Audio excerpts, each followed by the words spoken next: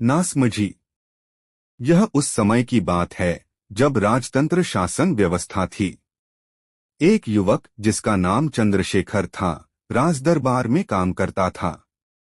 वह एक छोटे से गांव से संबंध रखता था।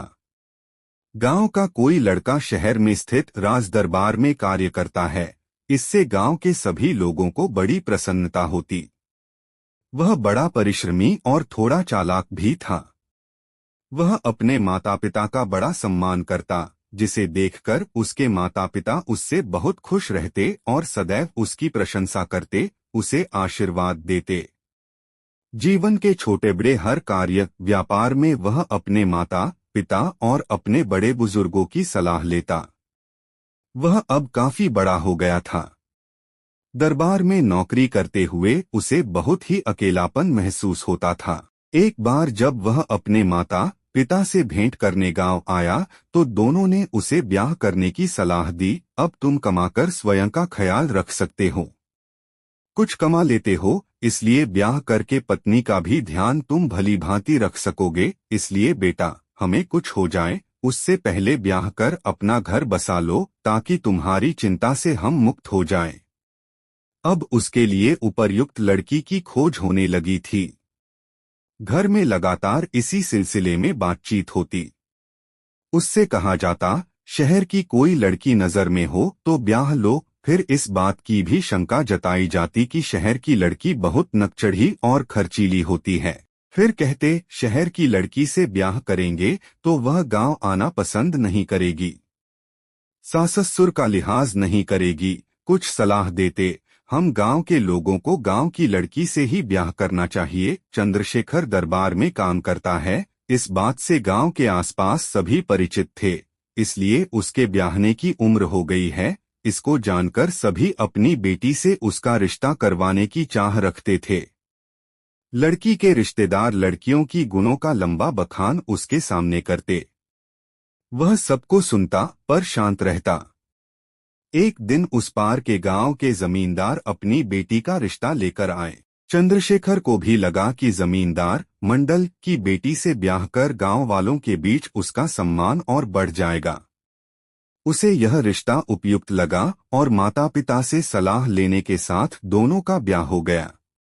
ब्याह के बाद चंद्रशेखर अपनी पत्नी को लेकर शहर आ गया। दिन भर वह दरबार में रहता और उसकी पत्नी इस बीच आसपास के घरों की स्त्रियों से बातचीत कर अपने दिन काटती।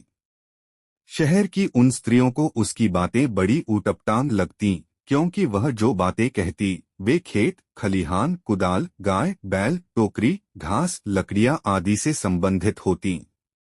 गांव में खेत खलिहान में काम करते हुए जो घटनाएं होती उसका जिक्र करती। शहरी स्त्रियों को महसूस होता कि चंद्रशेखर की पत्नी को बात करने की तमीज नहीं है।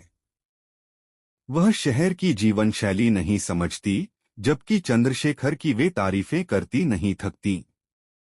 वे सभी इस बात पर सहमत होती कि वह बड़ा सीधा और समझदार है, जबकि उसकी पत्नी बड़ी गंवार, वह उसके जोड़ की नहीं है।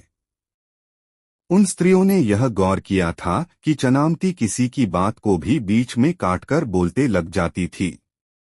चनामती बेधड़क होकर दूसरों की बात काट देती, उस पर उसका बात करने का ढंग भी बहुत जोर जोर से होता था। आसपास की स्त्रियों को लगता चनामती को चंद्रशेखर के लिए योग्य बनाना होगा। एक सुबह दरबार जाते हुए चंद्रशेखर ने अपनी पत्नी से कहा, मुझे बहुत दिनों से हलवा खाने का जी कर रहा है। उसके मुंह से निकलना था कि उसने बीच में टोकते ही कहना शुरू किया, ऐसा था तो मुझे कहा क्यों नहीं, मैं बना देती हलवा तुम्हारे लिए, मैं यहाँ तुम्हारे लिए ही तो हूँ।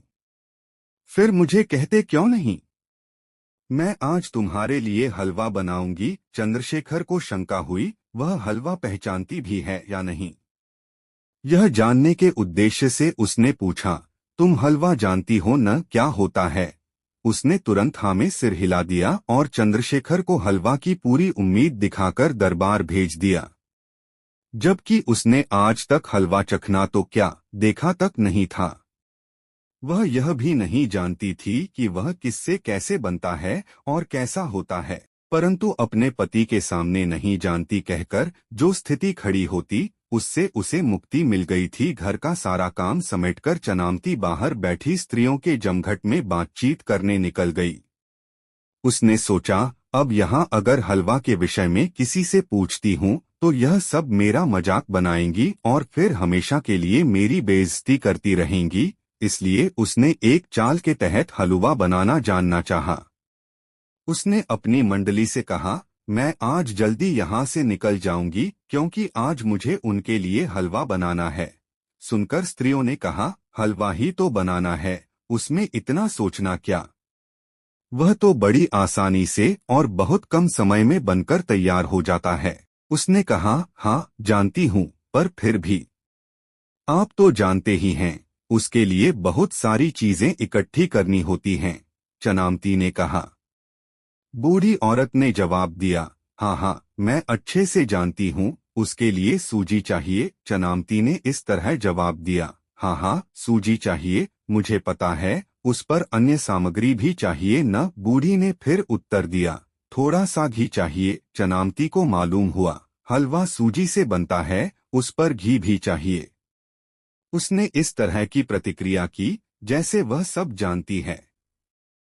उसने फिर कहा, उसके बाद भी तो। बूढ़ी ने फिर कहा, थोड़ी सी चीनी चाहिए। चनामती ने कहा, हाँ चीनी के बिना हलवा कैसे बन सकता है। उस बूढ़ी ने फिर कहा, घर में पानी और दूध तो है न। तब चनामती ने जवाब दिया, दूध और पानी नहीं हो ऐसा कोई घर होता है क्या। फिर उसके घर में जिसका पति जो दरबार में काम करता है वहां न हो ऐसा संभव है। उस बुढ़िया को चनामती का व्यवहार बड़ा नागवार लगा, पर उन्होंने अब चनामती की बुद्धि की जांच करने के लिए कहा। उसके बाद आधा किलो राख को छन्नी में छानकर एक कटोरे में रख लेना। चनामती ने कहा, हाँ अच्छी लकड़ी की जली राख को इसके लिए तैयार करना होगा, इन सब से मैं अच्छे से परिचित हूँ। बुढ़िया ने कहा, पहले सूजी को भून लेना घी के साथ, फिर पानी के साथ अच्छे से पका लेना। जब पक जाए तो छने हुए राख को उसमें अच्छे से मिला लेना। इतना कहकर बुढ़िया ने कपड़े में अपना मुंह छिपा लिया। चनामती ने सूर्य की ओर देखते हुए समय का अंदाजा लगाया और कहा, अब मुझे जाना चाहिए, जाकर हलवा भी तो बनाना है। उसने घर जाकर जैसा उस बुढ़िया ने बताया था वैसा ही किया और अंत में छने हुए राख को भुनी सूजी में मिलाकर रख दिया। वह अब अपने पति की राह तकने लगी। जब चंद्रशेखर आया तो उसने बहुत प्रसन्न होकर उसके लिए हलवा परोस दिया। वह भी भूख से व्याकुल था, गपागप खाना चाहता था। मुंह में एक बड़ा सा कौर डाला कि उसने उसे तुरंत उलट दिया और जोर से चिल्लाया, यह क्या है। चनामती ने डरे हुए भाव से जवाब दिया, यही हलवा है, मैंने सब कुछ डाला था। मैंने राख को भी बहुत छानकर डाला था, बहुत मेहनत से मैंने हलवा तैयार किया है, अभी कढ़ाई में और भी शेष है। इतना सुनना था कि चंद्रशेखर ने झिड़कते हुए कहा, उसे तुरंत फेंक दो, और हाँ अच्छे से नीचे देखकर फेंकना। किसी के सिर के ऊपर गिरा तो दूसरी समस्या उठ खड़ी होगी। लेकिन अपने पति के चिल्लाने से उसका मन इतना व्यथित हुआ था कि आगे उसने क्या कहा उसे ध्यान से सुना ही नहीं। उसने इतना भर सुना कि हलवा फेंक दे। नीचे से मेयर गुजर रहा था, उसी के सिर के ऊपर हलवा फेंककर चनामती भीतर आ गई। बाहर बहुत हो हल्ला होने पर चंद्रशेखर ने कहा, तुमने फिर नई मुसीबत तो नहीं खड़ी की। जैसे ही चंद्रशेखर ने बाहर आकर बिगड़ते हुए माहौल को देखा, उसे पल भर में ही सारी स्थिति समझते देर नहीं लगी। उसने अपनी पत्नी की ओर गुस्से से देखते हुए कहा, अब तुम मुझे जेल भेजकर ही चैन लोगी। बिना सीखे जाने काम करने से अपने ही नहीं, अपने आसपास वालों के लिए भी मुश्किलें खड़ी होती हैं। यह चनामती शायद समझी या नहीं, पर चंद्रशेखर इन हालातों को देखकर बहुत डर गया था। डर से वह पसीना पसीना हो गया था। वहीं दूसरी ओर शहर के लोगों के सामने अपनी ऐसी स्थिति देखकर शर्म से पूरी तरह सिकुड़ चुका था। धन्यवाद पूरा वीडियो देखने के लिए। आपको वीडियो अच्छा लगा हो तो प्लीज इसे लाइक करें, शेयर करें और चैनल सब्सक्राइब करें।